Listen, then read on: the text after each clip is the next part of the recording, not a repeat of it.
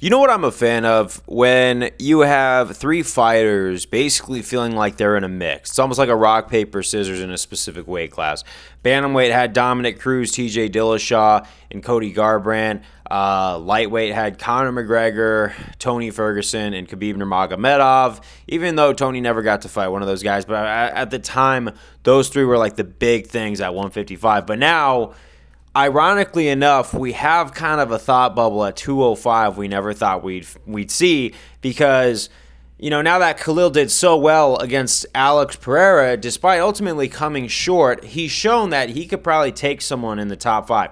Now, if you were to look at me right now and like Khalil Roundtree didn't have a recovery time ahead of him, I would say give him Volkan Ozdemir or someone like that right now. But honestly, Jamahal Hill's been mentioning Khalil Roundtree by name. Jiri Prochazka and Khalil Roundtree. I don't know if they're having any sort of back and forth, but you could tell that there's some respect there. So now I feel like Jamahal Hill, Khalil Roundtree, and Jiri Prochazka are now like this three-piece where we kind of want to see these guys go at it. Now, I did talk about Khalil Roundtree versus Jiri Prochazka in the future just because of recovery times, but it looks like Jiri Prochazka is moving on from that loss a little sooner, and they're facing Jamahal Hill at UFC 311, I believe, which is a very interesting matchup. Only because I don't know how Jiri Prochazka is going to come back from that gnarly head kick because he took a lot of unnecessary damage in Alex Pereira. So if you were to tell me at the drop of the hat who I think would win, it's hard to tell. I think that this is a toss-up of a fight because we have Jamahal Hill, who we only saw like half of a round from in his Alex Pereira fight. And even then, he didn't throw too much of anything. He didn't have a chance to show just how good he came back from his injury. And then we have Jiri Prochazka with the damage. So I could not call this fight if I really wanted to see it. And it's good, though, because it's going to keep these two guys busy while we have Khalil coming back. And luckily, I'm going to say this, I hate to say this, but it's probably going to be a quick fight. Someone's going to get finished pretty early.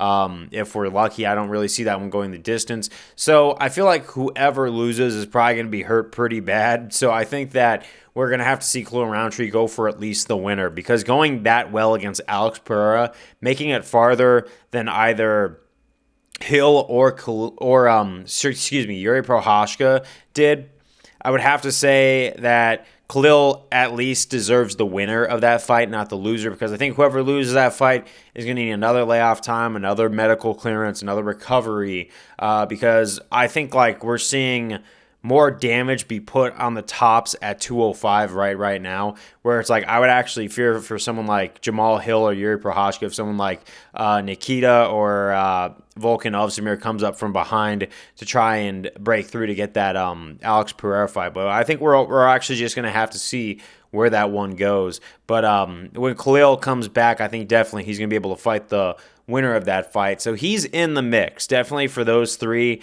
with Jiri Prochazka, Jamahal Hill, Khalil Roundtree all together in a mix where they're like this new, what-if scenario for 205. Obviously, Alex Pereira's, passed all three of them.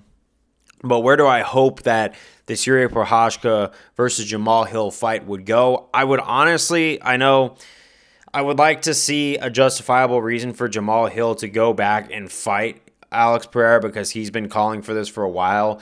And I think more likely, since he has less damage to come back from than Jiri, it's probably going to be favoring him.